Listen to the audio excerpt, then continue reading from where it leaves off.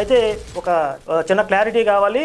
ఇప్పుడు కత్తి మహేష్ని మీరు విమర్శిస్తున్నారు, సరే మీరు కూడా ఇతర మత విశ్వాసాల గురించి మాట్లాడుతున్నారు కదా, మరి అలాంటప్పుడు కత్తి మహేష్ని విమర్శించడానికి మీకు నైతిక హక్కు అర్హత ఎలా ఉంటుంది అని చెప్పి చాలామంది అడుగుతూ ఉన్నారు. దీని మీద కొద్దిగా క్లారిటీ ఇవ్వండి అని చెప్పి ఆయన అడిగారు. దానికి నేను సమాధానం చెప్తూ ఒక 4-5 పాయింట్లు చెప్పాను. పాయింట్ నెంబర్ 1 ఏంటంటే, కత్తి మహేష్ రామాయణం చదవకుండా మాట్లాడుతున్నాడు.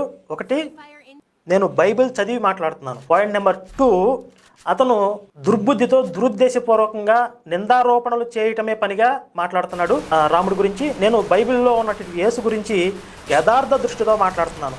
అంటే యేసులో ఉన్నటువంటి మంచి చెడు, బలము బలహీనత రెండింటి గురించి నేను చెప్పడం జరుగుతుంది. ఇది పాయింట్ నెంబర్ 2.